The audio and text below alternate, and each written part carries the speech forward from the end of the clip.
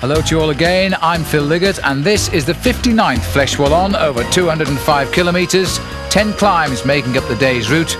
The passage over the wall in Huy, where the race finishes, it starts in Spa, is climbed 3 times. And this little group is now trying to make some headway after a day of not a great deal of aggression, but now 1 or 2 riders trying to show their worth here. This is Evgeny Berzin, who won Liège-Bastogne-Liège so well last year. And this is Vladimir Belli, Fondriest team.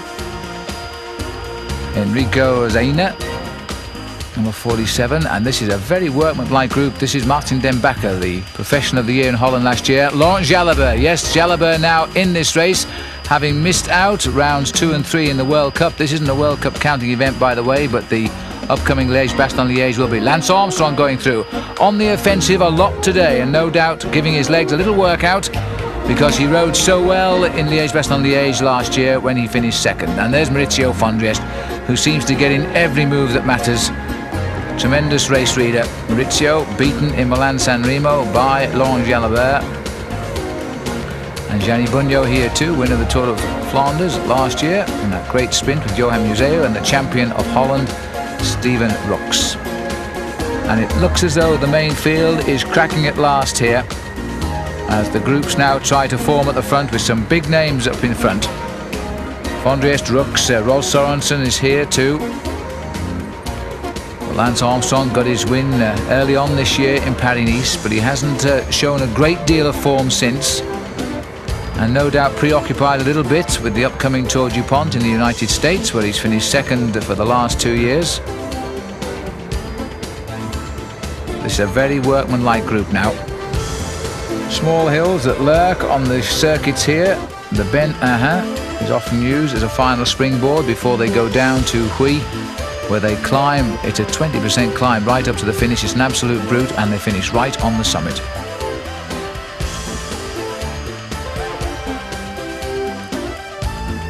And the group, this is its first real sort out today. The next climb we'll see is the Côte de Paille. And there's a rider launched an attack there, and somebody chased him down, but no big reaction from the field. In fact, Armstrong looking round there and sitting out of the saddle to see if anybody else is going to take up the chase. But 2 riders made their move, and this is Rolf Sorensen. An interesting move this, and he's being chased by Mariano Piccoli, 24 years of age, second-year pro. Well, he's in his 3rd season, beginning just now, in fact, Piccoli. And this is Axel Merckx, who's got up out of the group. So Armstrong looking round there, may well have tipped off Axel to go up to this group. And the other rider joining is Martin Den Bakker. So there are 4 riders here now. Mariano Piccoli, Rolf Sorensen the Dane, Axel Merckx, who's a Belgian of course, but this year has signed a contract with Motorola, and Martin Den Bakker of the TVM squad. Well, Merckx, in fact, spent a couple of days before this race ill in bed, and there was some doubt he would even make the start today. But now he's going out in front, and this is the first significant move of the day. Still around about 55 kilometres to go. Well, he doesn't exactly look like his dad, does he? But he probably hasn't got the overall power either of Eddy Merckx. But it must be a terrible weight to carry on your young shoulders when your father was as good as he was. So Motorola giving him his chance on this team. And the main field, or what's left of the main field, and it looks to be around about 30 riders there, trying to decide what to do about the move here, and a little bit of reshuffling. And this is Francesco Casagrande we've just gone through on the inside of, our motorcycle cameraman, digging very deep into the field today. Casagrande, Jalabert is up here too, and an attack there, that looks like Bruno Cornier for Chazal, who's gone clear. They're trying to get something going here. That four-man break has really livened this race up.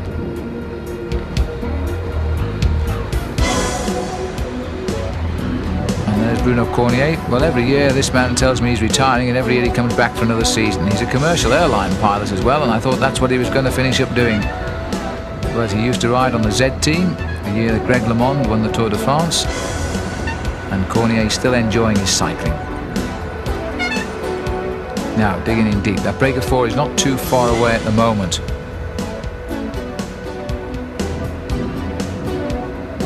But they're working themselves away, and the Ardennes looking absolutely beautiful. This race starts way out, in fact, in the east of Belgium, in Spa, and then it's a long steady haul when it moves across.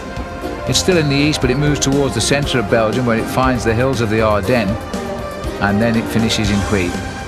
Part of the Ardennes weekend. In fact, this race in Liège-Bastogne-Liège used to be run on consecutive days in the old days. It really was a weekend of racing, and what a tough programme that was. And there's still a joint competition to find the champion of the Ardennes with the Fleche Wallonne and the Liège-Bastogne-Liège. That's Piccoli, number 67, and this is Axel Merckx. Piccoli, turning professional back in 1992, is yet to win a pro race. Same can't be said for Rolf Sorensen, who throughout his career, he's 29 now, he's won 38 races, and he turned pro. This will be his 10th season starting now. Axel Merckx still waiting for his first win,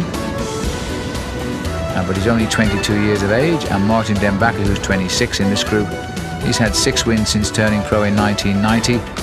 Last year was a very happy and indeed a very sad year for him, because he was later named the Dutch Professional of the Year, but indeed he had to withdraw from the Tour de France right on the line because his sister was killed in a car crash. A very sad moment indeed. Now looking at this little group here, this is Giuseppe Petito, another one of the strong Italians who's always willing to do a lot of work, and number 224 there, that's Gianni Berzin, and there is Jalabert right in the middle. He has been the rider at the start of this season, and he's taken, surprisingly, he took time out in Paris-Roubaix, which is a French race of course, and they rather disappointed the French public by not coming because he had such good form. Now he's coming towards the Fleche Wallonne here with a win just a couple of days ago in the Grand Prix Amorebieta, and he's in fact won 9 races. Tremendous start to the season for Jalabert, and all this despite the fact that his young baby had a nasty bone operation just about January time, so there's a little private concern there. Things have gone okay, and Jalabert has found his form very early on this year. And the Once team are such a well-knit team. I had the pleasure of being with a number of them in Australia in January of this year for 5 weeks, and they even looked after me on the bike, but they did push me, I admit to that. And the reason Jalabert couldn't be there was because of the sickness of his young child, but he said he would love to come one day.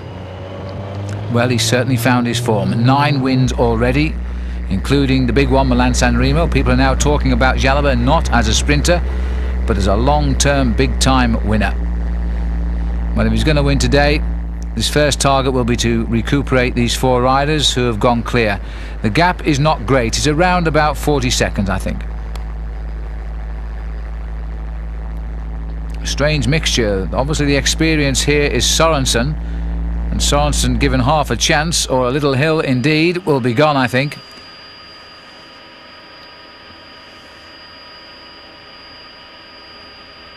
And again in Belgium we seem to always get the riders surrounded by many motorcyclists.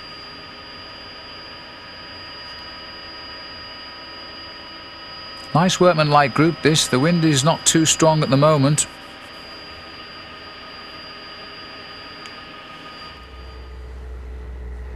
Axel Merckx. He looks as though he may have fallen off recently, judging by the scar on his elbow.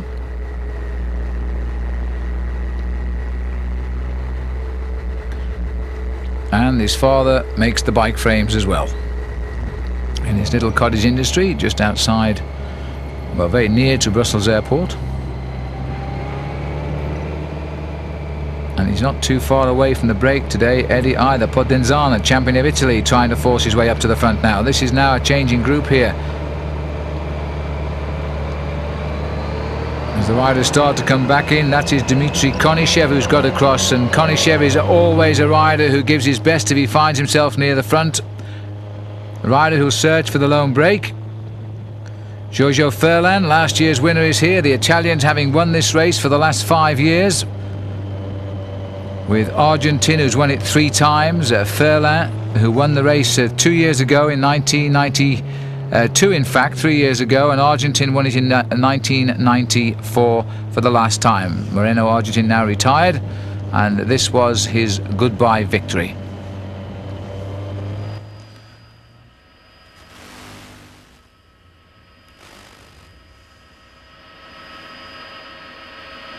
Well, Benesto have got their Frenchman up here, Stéphane Erlo, as we look down on the 4 escapers.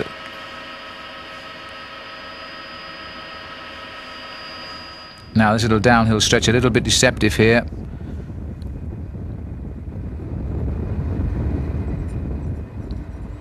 Such different countryside to the route of the Tour of Flanders, the other spring classic, which has already been held this season now and won in grand style by Johan Museeuw.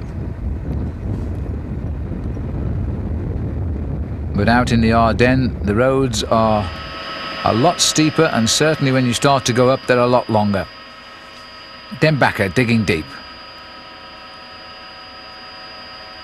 Former Dutch amateur champion. Doing a good turn on the front to keep this clear.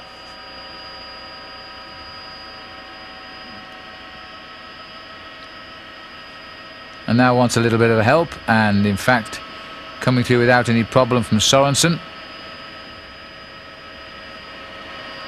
And then Piccoli. And the long lanky legs of Axel Merckx. In fact, that's a rather strong turn by the Italian, and Axel having to dig deep just to get up to him.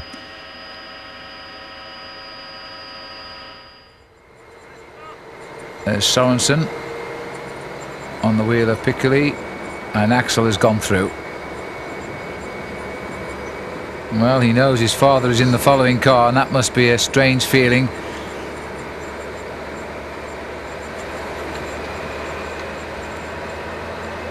Still a big victory awaited from Motorola this season. Lance Armstrong got the win in Paris-Nice, and I suppose it was reasonable to expect then there would be a few more to follow, but they haven't come yet. Once a team manages to get onto the winning trail, the click, and away they go.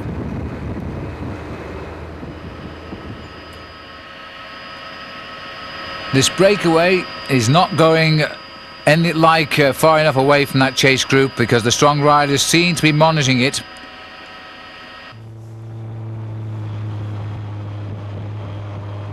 And there's Eddie Merckx studying his son, and will no doubt make comment on his style when he gets him back home tonight. But he'd be delighted, I'm sure, to see him in a breakaway, because Eddie only knew one way to race, and that was force the pace and split the field. But certainly his face giving nothing away there.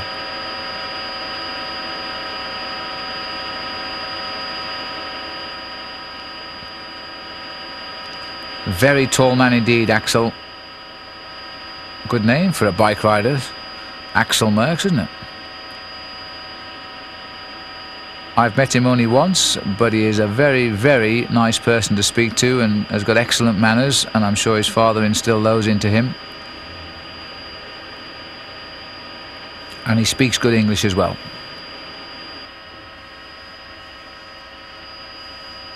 But this breakaway now has not got the working cohesion it requires. There's riders doing strong turns, and it's those riders who are going down the line aren't recovering in time to do their turn.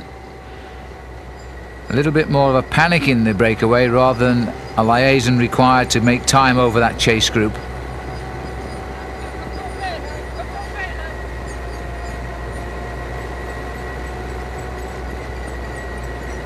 Very heavy, the roads here.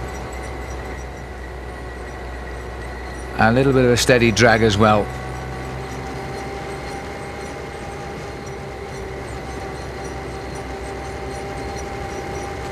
Belgium, Holland, Denmark and Italy.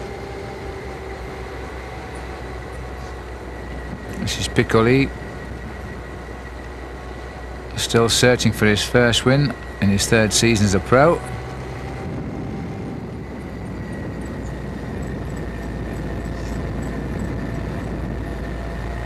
And big Martin Denbacker.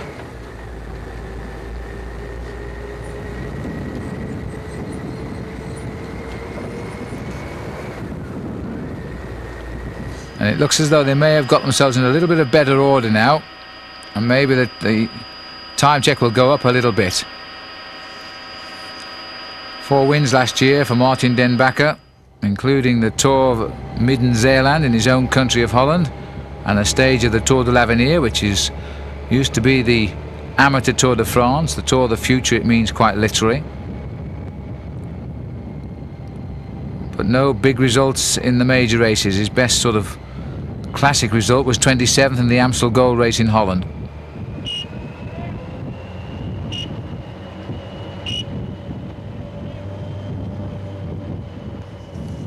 Now the Lamprey riders are seemingly trying to get something organised here to try and get this race closed down. They want to do it before they start the climb of the Huy.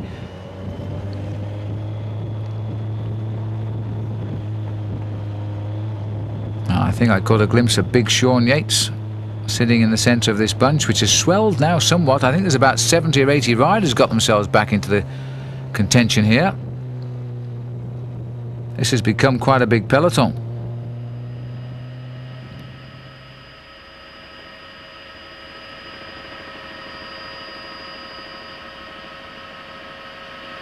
Denbacker, it seems, unless it's our camera just catching it, but he seems to be doing more work than the others in this lead group.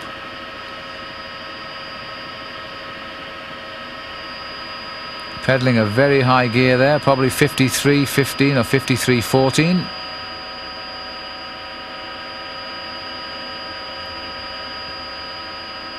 Merckx having a little bit of a job to get by Denbacker here. He's done it now.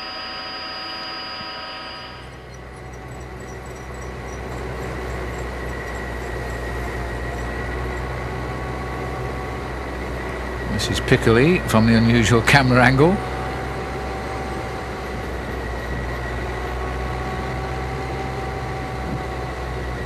Well, the last circuit based on Huy here is 69 kilometres around.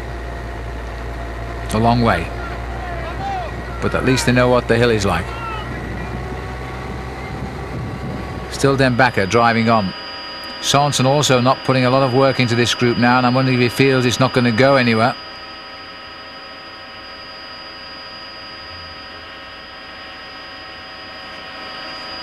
Here comes little Mariano. Keeping the pace up. Sorensen has slipped to the back and doesn't seem too keen on bothering. Here's the reaction now from the field. And the black board there, though it was a green board, telling the riders they've got 40 seconds, so it's not a great gap over the rest of them here. As the pressure stays on with Lamprey, Gianni, Falazin keeping the pace going. There's Alex Zula, Stephen Rooks, Stefan Erlo. So some good names in this chase down now. A very serious workmanlike group. It's on the climb of the Côte de Pays.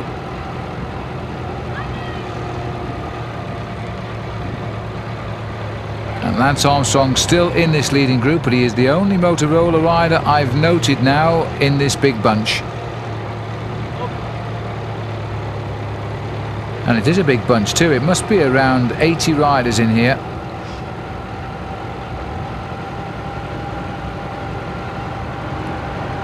And there's a couple of more Motorolas over on the right there. The wind keeping them pinned onto the edge of the road. So 40 seconds is really no gap at all. They've struggled to go away from this field.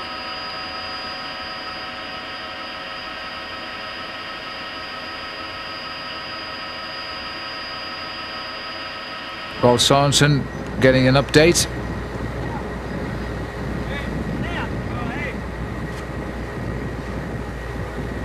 And Merckx not too happy with Sorensen wanting to drop back and talk to his team car. Sorensen not looking too good at all just in that shot. And I would have thought he would have been the strongest of the group. Now there's a beautiful picture. The Fleche Wallonne becoming angry all of a sudden, stretching out as they catch the wind. Very, very exposed stretch of the road now, and it's not going to help the breakaway at all. The reason the team car is staying there as long as he can is because he's protecting the riders from the crosswind that's blowing. And he's just using the excuse to keep on talking to his team rider, Rolf Sorensen.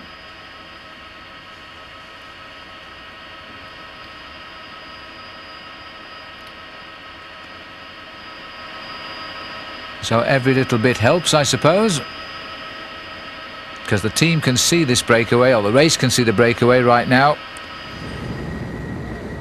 It's an extremely fast speed today in Fleche Wallonne, and it must be running very, very close to the race record.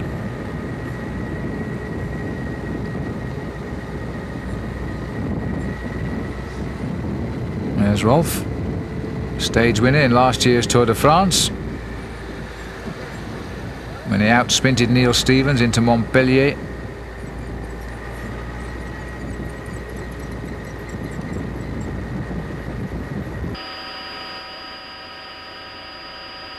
But this group is working a lot better together. A lot more application here now. But the same could be said. This is going to be a very difficult stretch of the course for the riders just at this point because of the wind. Marco Zen setting the pace. And they're keeping the pace nice and steady now too. As Gerrit de Vries for Novello went through, and 134 is Roland Meyer for TVM. Alex Zula's had a great start to the season on the right of our picture, and not looking too much as though he's enjoying it right now, but nonetheless he's got plenty of effort in those legs at the minute. Got off to a great start when he won the general classification in the Tour of Mallorca, and then went on to win the Tour of Valencia, and he finished third in Paris-Nice behind his teammate Laurent Jalabert. The Once team have really been the early season team. TVM well represented up here. That was Roland Meyer taking a drink. There's Zula again. Brian Holm just off our picture to the right. Nice steady pace now. That breakaway is not going to make much progress at this stage.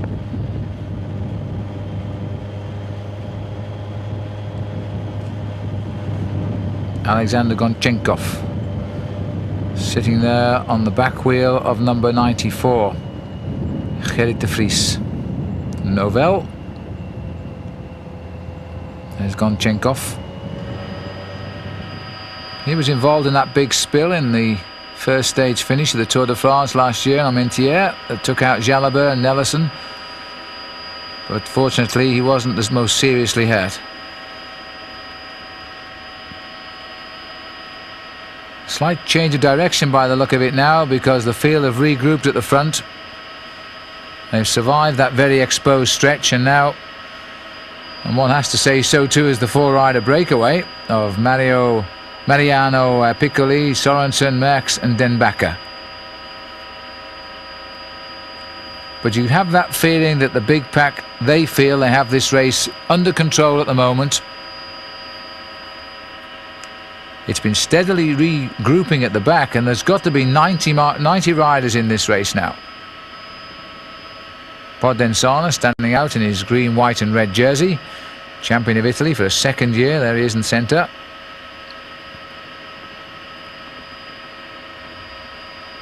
He seems to save his best performance for the national championships every year.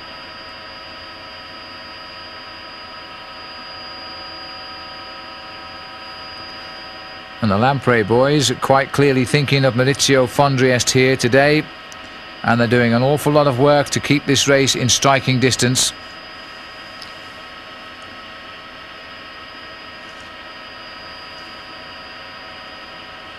Every time somebody accelerates to the front, just look how the main field strings out at the back.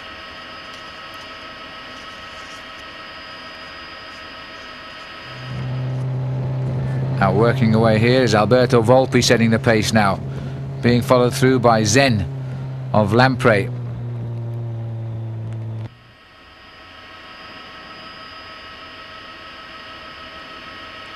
Gann have a few riders up here.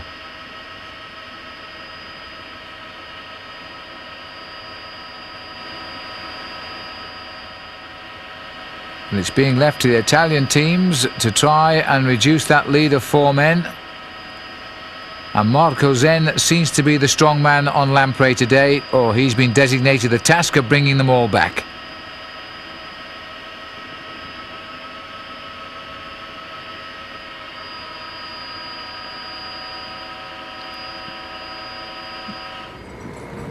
Rolf Sorensen still doesn't look as though he's enjoying a very tough time out there today.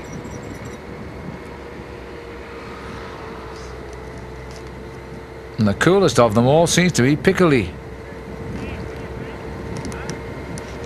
And Merckx has said something to Sorensen. They both speak English. I don't think the Italian will speak any English, Piccoli, and Dembacke certainly does. So Piccoli just gets on in his own confused way with keeping this break surviving. Little glance there at Axel Merckx. Sorensen comes through. 30 years of age in a couple of days' time, Rolf Sorensen. His father Jens rode in the Olympic Games back in 1960. Sorensen, one of the early professionals, 20 years of age when he turned pro in 1986. I remember then at the time his ambition was to be the world's #1. Well, he has been very close.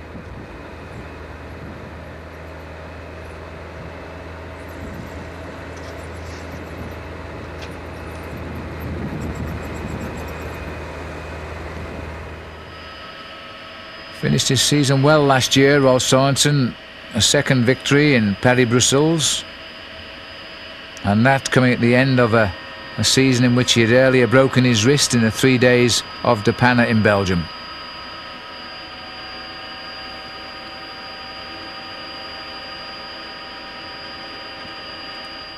There's never been a moment's relaxation in this breakaway. They've never had the joy of feeling that they have stretched the elastic to its capacity. They have simply just kept on pushing the pace as fast as they could, but they're hardly inching away from the big bunch, who are travelling equally as quickly.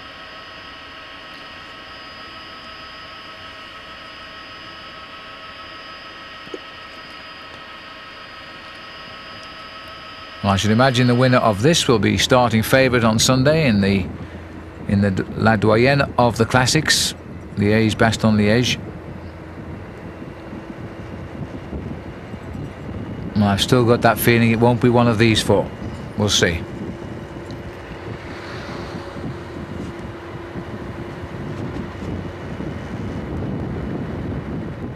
Lamprey are desperate to get a victory for their man, Maurizio Fondriest, second in Milan-San Remo. He won the time trial section of the 3 days of De Panne. And of course he was second in Ghent-Wevelgem as well. An enviable record by everybody's standards, but not by Maurizio Fondriest, former world champion. And nothing but the best for him. And I've found some allies now, because Novell are also beginning to share the pace here. And a lot of work being done by the Novell riders too to try and close this race down. Gerrit de Vries has worked very hard here for Novell. They've put in a relatively inexperienced team in this race today. They're saving their top riders for the upcoming Liège-Bastogne-Liège. Their best man is Yekimov, Vyacheslav Yekimov, and they've also put in their Latvian men, Arve Piziks and Dinis Ozels, new professionals. But we haven't seen them today. And nice to see Chris Boorman making his way up towards the front. British rider. Riding for Gann. Double world champion last year, Chris, and the Olympic champion in Barcelona on the track. That was the first gold medal for a British cyclist for more than 70 years. Time trial and pursuit world championship, won last year, intends to try and defend them this year. Will also be hoping to penetrate the Ardennes, Liège-Bastogne-Liège, in a couple of days' time. He's looking forward to that.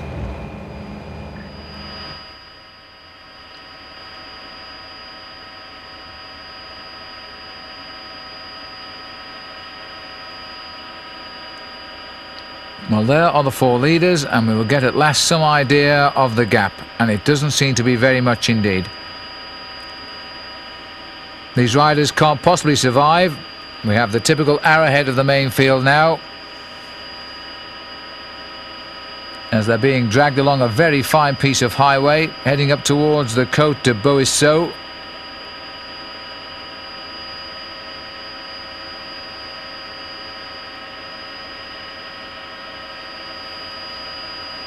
Novelle, Lamprey.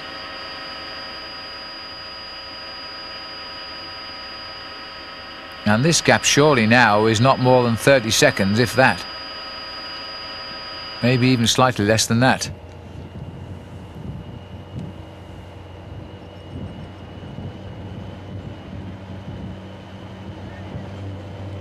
So Volpi has done a great turn there, drops away. And going through there is Santa Ramita, also for the Gaviz team, and Lamprey also keeping the pace on. Is probably Zen also at the front. Get it to Fils off to our right. They're beginning to sense that the chase is coming to an end. Then watch for the counter moves. Volpi, Gaviz, who rode so well in this race last year. Team time trial formation. Axel Merckx. This has been a tough break. They've never had the chance to escape. Sorensen, I think, knows that it's not going to be long now. He's just checked over his shoulder twice, a double take, and I think he's probably seen the cars and bikes at the head of the big peloton.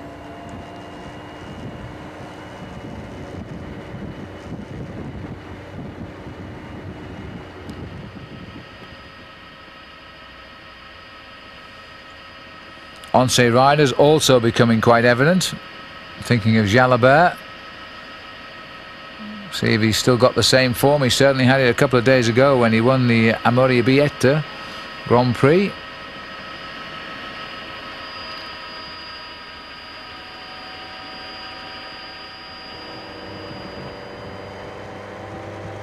Well, a little bit of stiffness creeping in for Sorensen too, and I think he's feeling it's all a waste of time. And that, I think, is the order from the back for the cars to go away from the break, which means we're down to probably 20 seconds. Yellow flag always means danger in Europe, and that's the reason, the tight right-hander.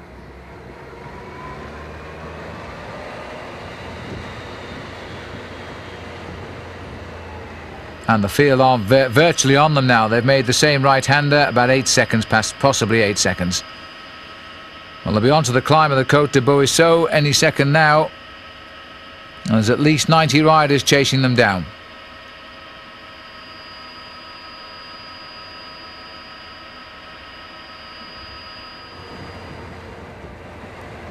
I think, in fact, Sorensen stopped helping the breakaway now. Well, having said that, he's going through.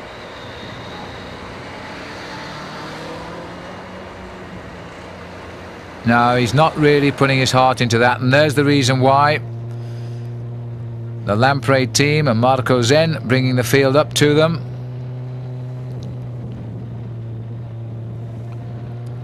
In fact, this is Gonchenkov, the Ukrainian rider, who's finally sewed up the hole for Lamprey.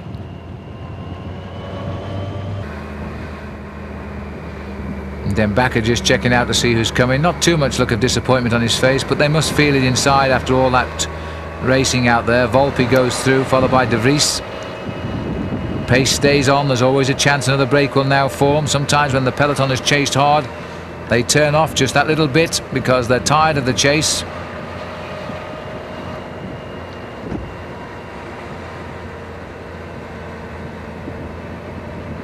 Alberto Volpi, very good climber,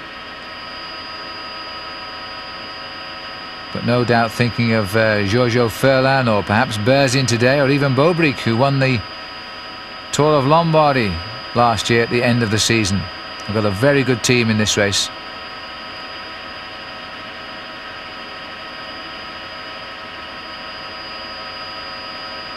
So round about 28 kilometres to go.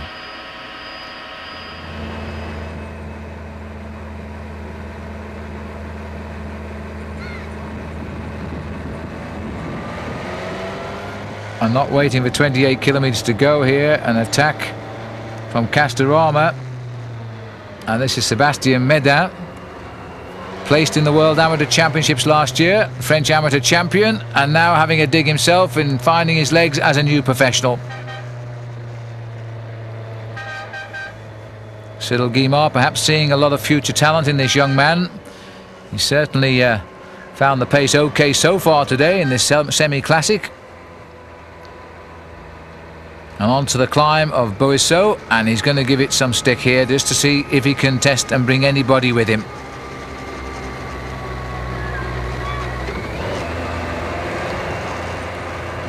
Now he started something now with still 28 kilometres left to go. He's got a gap. And this is a Gann rider coming across it too. So we've got two French riders on the top. This is Cédric Vasseur from the Gann team. Well, the French don't often do well in Fleche Wallonne, but maybe today is going to be their day. Vasseur has continued. And there's a rider chasing him down behind too. It looks like Frattini of the Gavis team. But he's having a little bit of trouble to get onto Vasseur's wheel, and there doesn't seem too much consternation at the back of the field. But on this narrow road, they probably don't know what's going on. Vasseur sitting up now to see who's joined him. And that attack has again got a group off the front. And there's no number on Vasseur's frame indicating he may have had a bike change earlier today.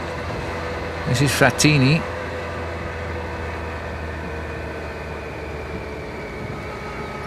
Now they've got to continue. There's no good sitting up now. If this group does join them, they'll have a nice little working group here.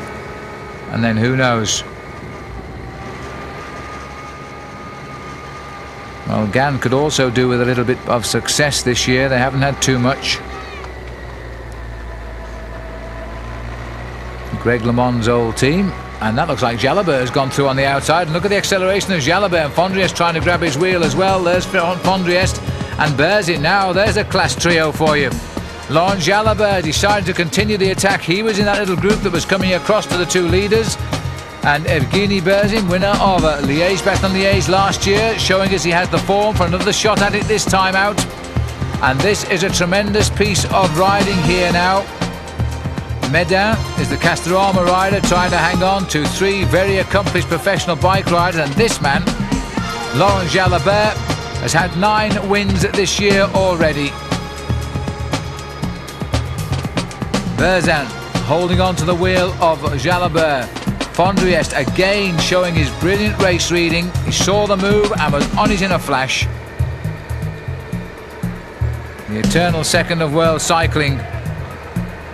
Second already this year in Milan-San Remo and Ghent-Wevelgem. Well, Jalabert surely has the confidence that one requires at this stage of his career. Bernard Hinault reckons he is a man with the all-round ability and should not be disregarded as a rider who could win the Tour de France. We've always thought about him as a man for the green jersey on points, not the yellow jersey on time. Perfect attack.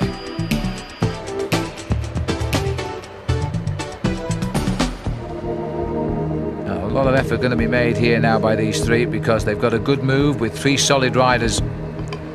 Either one of them capable of a victory. Jalabert now would like somebody to come and help. He's made the attack. He's been left to do all of the work to open the gap. Berzin has made no effort to go by him. Maybe he can't. And Fondriest too has taken a little bit of time to settle in on the back wheel of Berzin.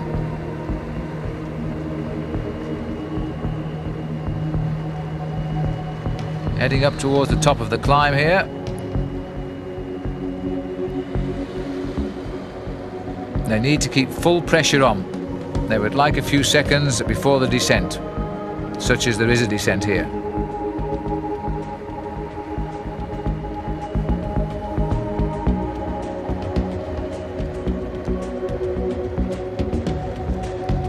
Now Berzin's recovered and is starting to work with Jalabert.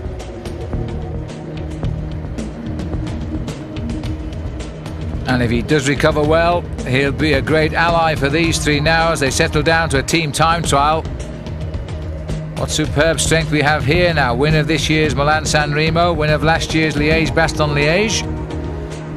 The runner-up in Milan-San Remo and Ghent-Wevelgem in Fondriest. Sorry about the little bit of picture break-up we experienced in the trees there. It's all due to our microwave links from motorbikes to helicopters.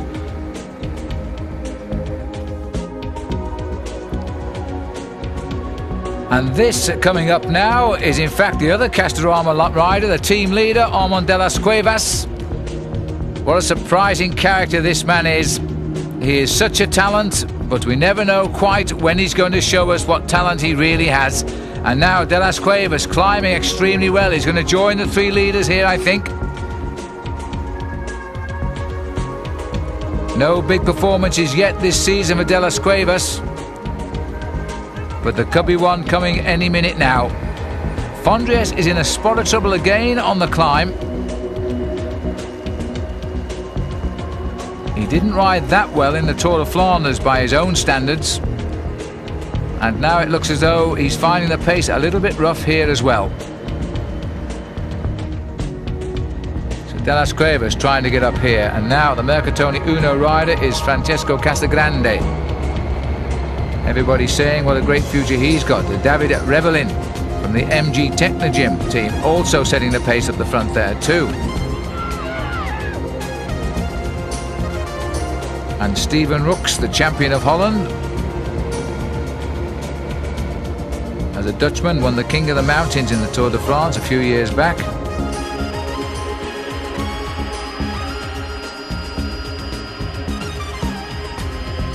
There's the little group, and I still don't see the arrival of Armand de las Cuevas, so maybe he didn't quite make it.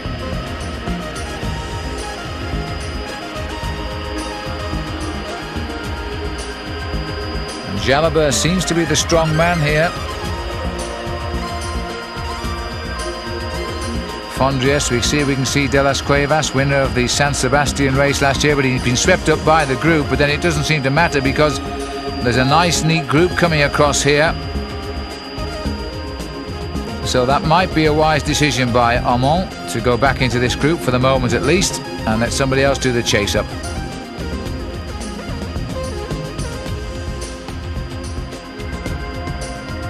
I think that's Casagrande trying to get across to the leaders. Another rider who everybody is saying is going to now develop into one of Italy's best riders. No wins under his belt this year, but had a very good season last year. Well, there's no hiding on this section of the course. No Ardennes forest to tuck yourselves away in. Just the open, freshly ploughed fields before spring really hits town.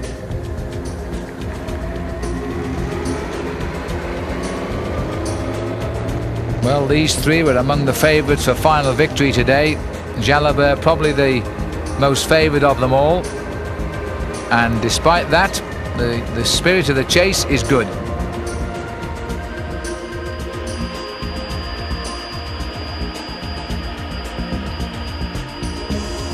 And a very workmanlike chase it is too, because the other teams have got their men here, and Lamprey, Once don't seem to have too many men left to block for Jalabert.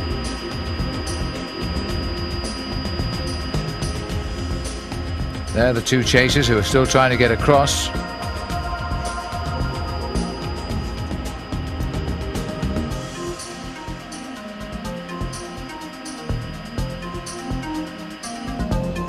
And now up with the leaders, so Casagrande on the right. And little mixture again forming at the front. Martin Den Bakker in the breakaway and now still has the legs here to charge the chase. Good view of Casagrande. Den Bakker.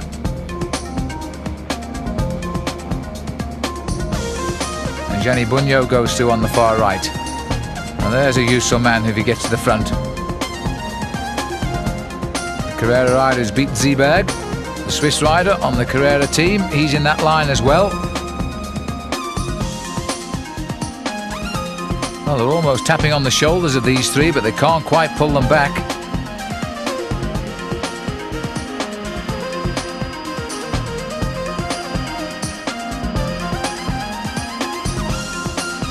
And it is still not that very much, is it?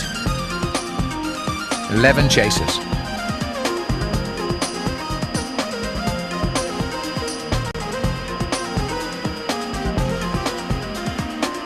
Well, the gay list rider in this group is Francesco Frattini. Heinz Imbuden is here. Stephen Rooks. Dembaka we've caught a glimpse of. Gianni Bugno we've caught a glimpse of. There's also Stefan Erlo from the Benesto squad. There's some useful men in this group.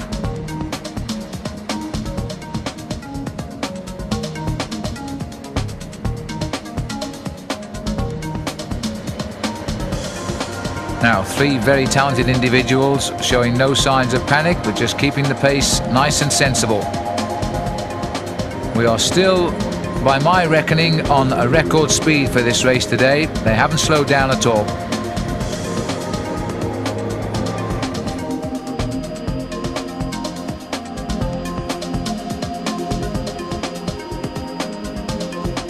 Nice, long, steady turns at the front so as the rhythm is maintained. Jalabert doing this one, a big one. Now he's looking for Berzin to come through. Berzin doesn't hesitate at all. Followed by Fondriest, holding his wheel nicely.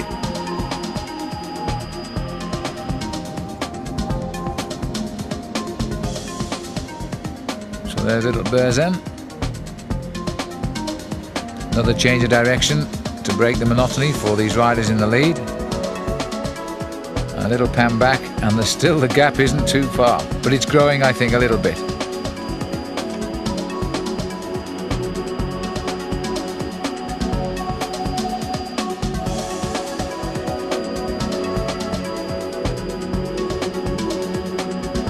And they're just about in the sights of that chase group. And there's a major regrouping in progress here. That's quite a split coming up.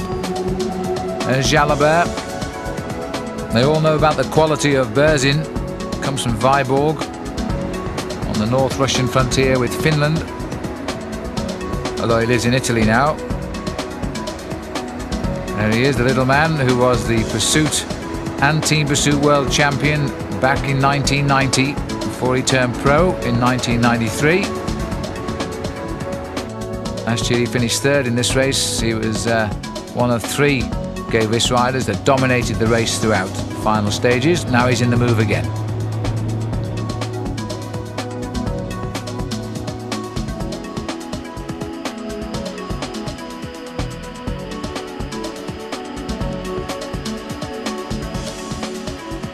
So Berzin, who we hope will be a real attacking influence on the Tour de France this summer, having won the Tour of Italy so well last year, and the first Russian cyclist to do that indeed. Maybe he'll give Miguel a real run for his money when they clash in the Tour de France. Indurain already having said he won't ride the Tour of Italy.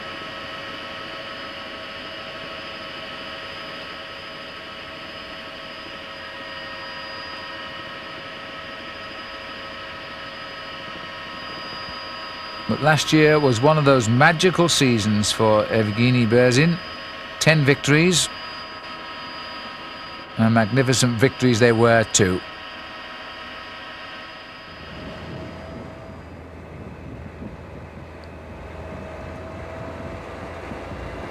Well, the weather's slightly better than it was this time last year, with hints of snow in the air.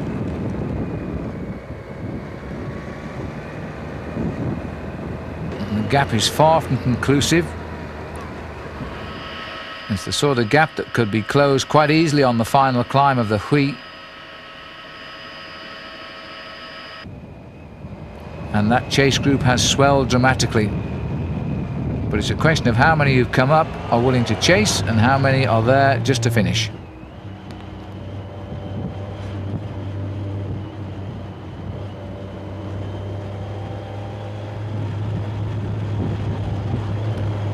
The Motorola rider who's back here, Lance Armstrong, 151, just riding there in front of Dinas Ozels, the Latvian rider.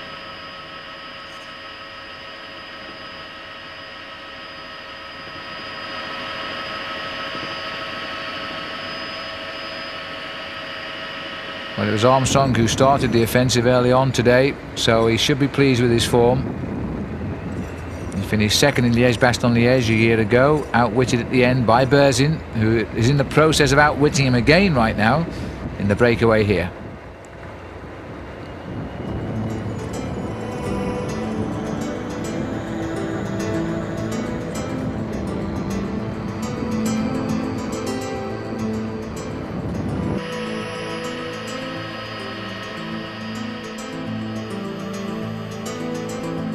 Nice fast downhill stretch, although our helicopter doesn't show it to us really, but you can tell by the gaps between the wheels the rider's making a quick descent and twisting a little bit. That's all in favour of the riders out in front.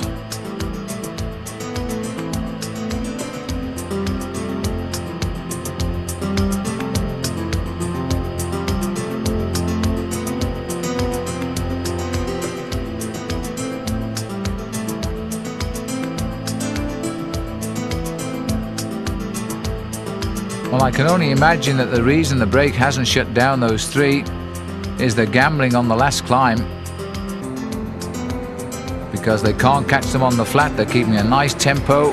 Jalabert looking pretty cool.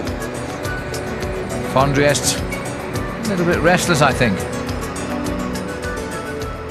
And Berzin as determined as ever. And there's the man who can't do a thing wrong this year, Laurent Jalabert.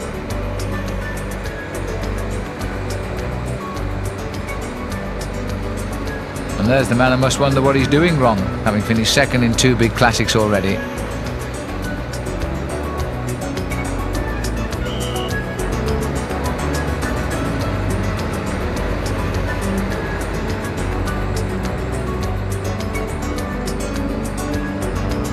Little sip of water, just to swill out the mouth, no more than that.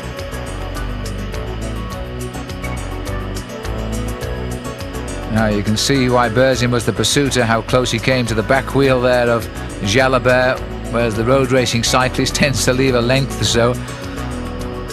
But this boy's a track rider, he'll ride tight. You'd think he was being motor pace right now. You see the gap left by Fondriest, the big difference.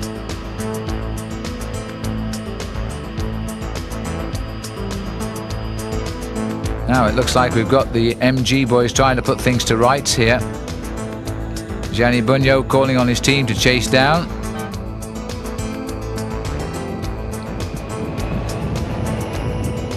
Alberto Elli sharing the pace with Bugno. And another man called up, David Rebellin.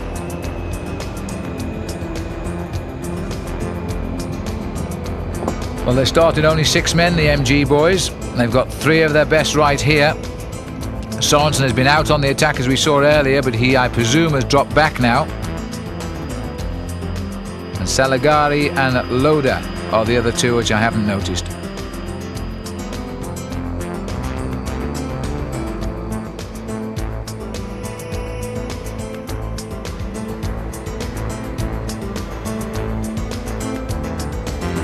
Well, the roads are getting a little bit wider for the moment. Huy is not too far away.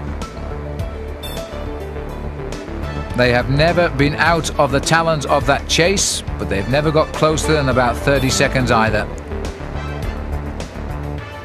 But unlike the earlier breakaway that we saw of 4 men who hovered about 40 seconds in front, these are 3 riders who have proved themselves already as professionals. They have the class and they have the speed in those legs to hold this field off. But they must be feeling very unsure about the finishing climb.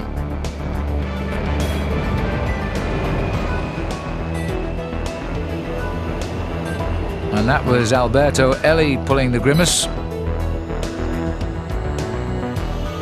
as MG trying to put matters to right here. They could win with Rebellin or they could win with Bugno, but first of all they need to catch those 3.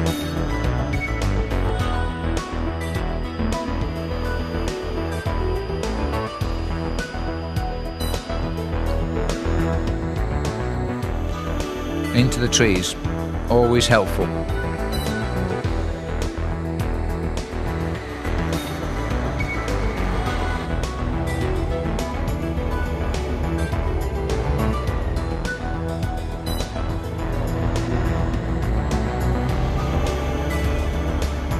Gay Wist riders also trying to do their best here to dissect the chase.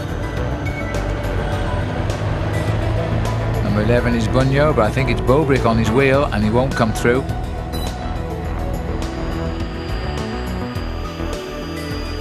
First came to our notice some years ago, 1990 I think it was, when he was riding in the colours of the Soviet Union in the Tour du Pont and held the lead for a week.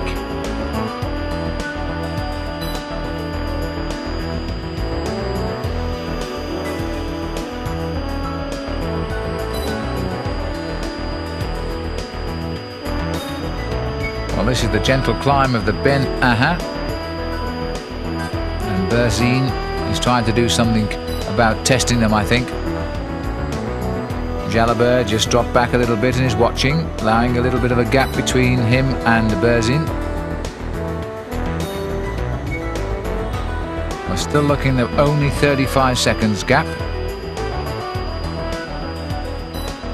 But once over the top of this, there's a fair bit of descending into Huy and then the climb to the line.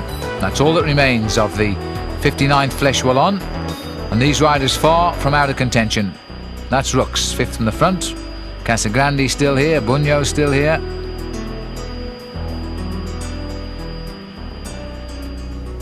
Back with the leaders, and this is Berzin, who's done a lot of work on this climb. Jalabert looking very cool indeed.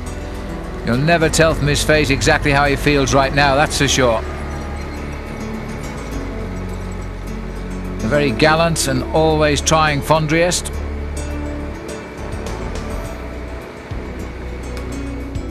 This is the chase lower down the slopes. Officially it's 35 seconds.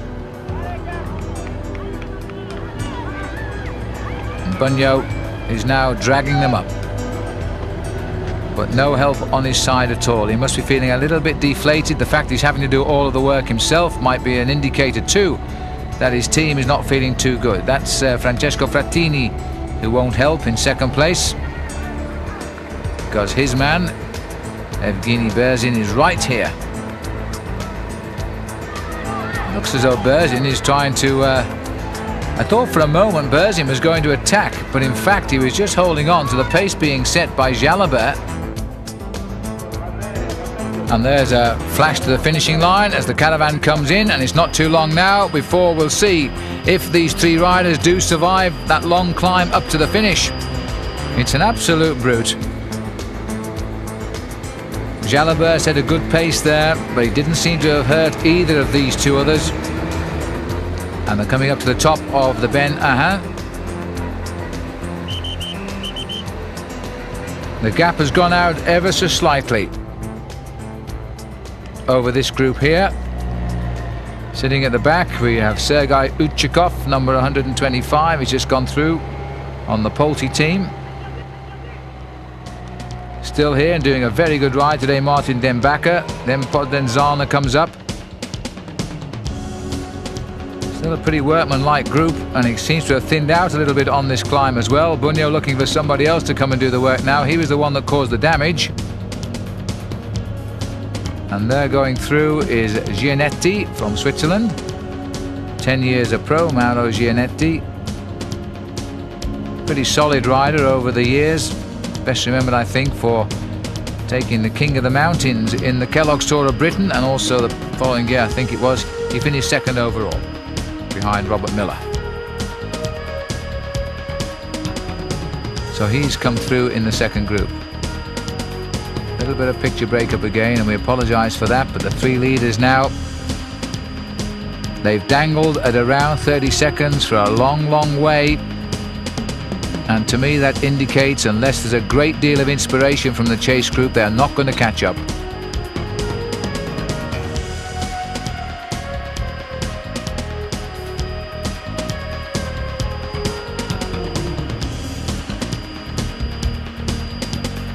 Well, little Evgeny Berzin knows all about being in the last three in the final showdown. He was here a year ago. He knows what the climb is like. So too does Maurizio Fondriest. Statistics say an Italian will win, because that's the way it's been these last few years. And the only Italian is Fondriest.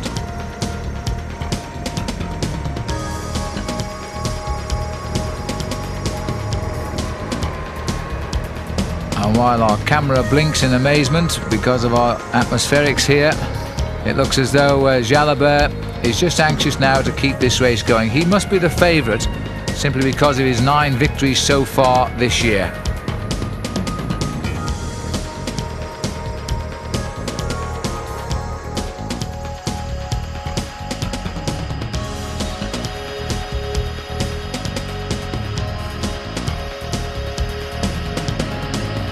I don't think any of these riders have missed a turn today. It's been a very solid move indeed. They're all winners of big classic races in their career. And they've stamped their authority in these closing miles of the Fleche Wallonne today.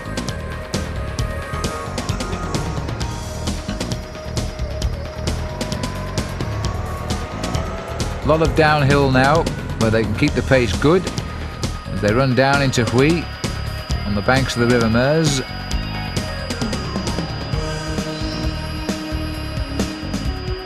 And then they make that turn which takes them up the 25% slopes of the Mur de Huy, the wall.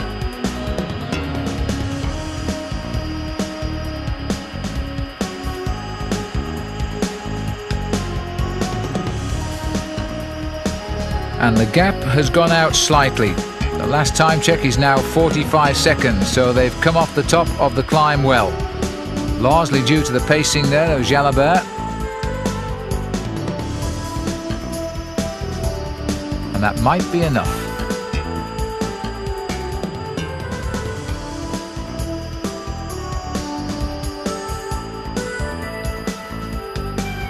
Laurent Jalabert, we first noticed him back in 1990 when he took second place in the San Sebastian Classic, and then the following year in 91 finished second in the World Cup.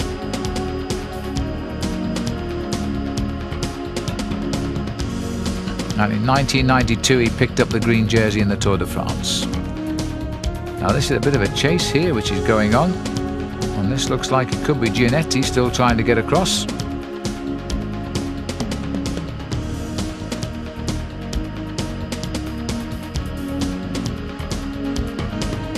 This is a marvellous situation for the 3 leaders now because they're out of sight of the chase group.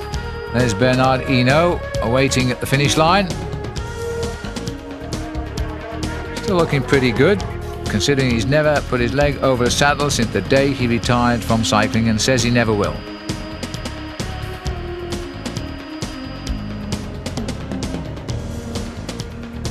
This is still the long descent. These riders must now be considering their next move because they know the strength of one another after this breakaway. As they run off the hills, they're now heading straight down into Huy.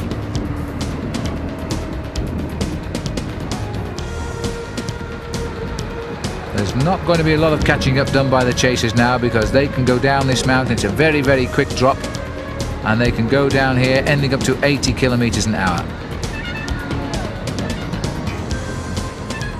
Fondriest just looking to see if Jalabert was still feeling sharp to come through quickly on him, and he was. And the same applies now. He wants to know where Berzan is. The turns are now becoming a little bit shorter as the riders are starting to assess each other.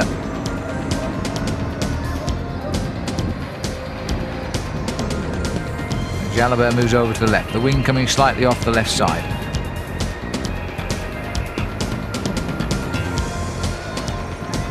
Well, there hasn't been too many visits by the blackboard man to tell these riders that they really are hanging on by a thread. But since the climb of the Benahin, the gap has gone up a little bit. Off goes the bottle. That was the last drink for Jalabert today, as he prepares now for the climb up to the finish.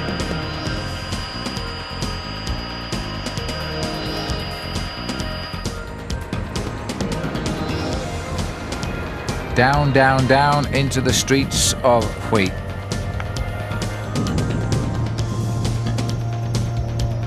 And this is Sergei Uchikov from Polti, who's trying to get clear, and he's being chased by Casagrande, who should be right on him right now. So there's a little bit of a reaction coming from the main field. Well, I think they may have left it too late on the descent. because I don't think the rest of that breakaway was very far off our camera there.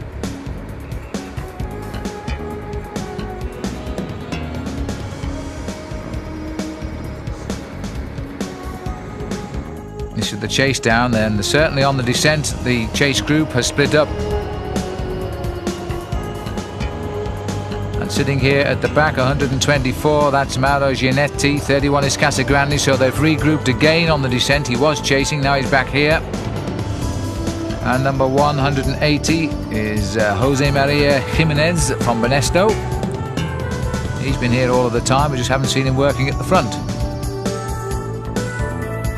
Oh, that's Podenzana, the champion of Italy, who's trying to slip clear. And working very hard too with Almas de las Cuevas.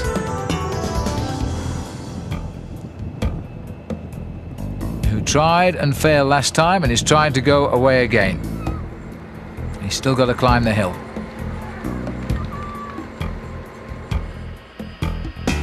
Well, it's good to see Berzin is finding his form at this stage of the season. It was here where he found his form last year that took him not only to victory in Liège-Bastogne-Liège, of course, but to victory in the Tour of Italy, which he will defend that championship in this year, and I hope you'll enjoy the tape as we prepare that during the coming summer.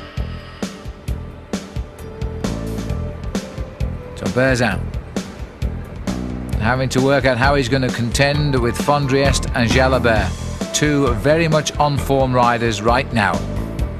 We're into Huy. Just the wall to come. And the area not very kind to our television pictures today.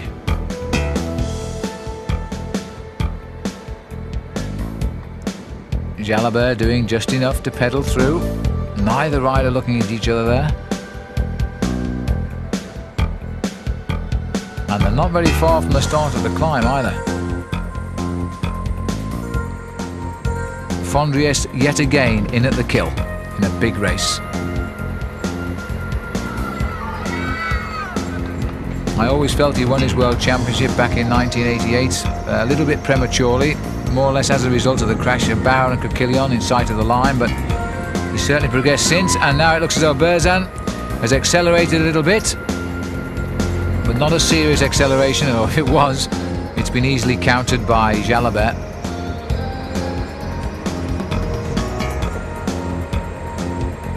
I think it was more an easing of the old muscles rather than an attack.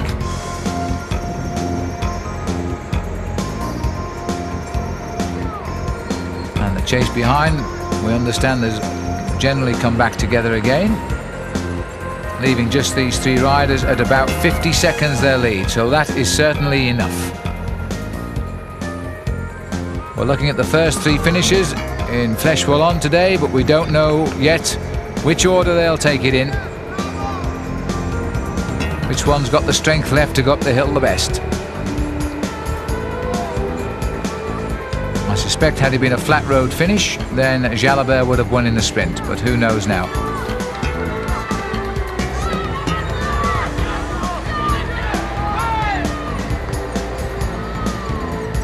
Jalabert taking the inside chainring very early here. And looking over his shoulder too, just to see there's nobody creeping up. That's always often the sign of a man who's going to put in an attack or wait as long as he can. They're now starting the climb up towards the finish as we move off to the right. Berzin is taking the lead. Now, Berzin didn't last very long on this climb last year. He was shed by his teammates on the slopes. And Fondriest is going to move up and lean on him hard, I think. When they turn left, the road just hits the ceiling. It's a very, very difficult climb, the Huy, and the trouble starts just around the corner, which you can't quite see. And Jalabert already on his inside ring. He went down very early on to that. He was taking nothing of it on his big 53. And the same applies to Fondriest. He's riding a low gear now. A lot of nervous energy being expended just at this minute. And Berzin, who jumped away to victory in Liège-Bastogne-Liège last year on a hill not quite as steep as this, but it had a gradient on it.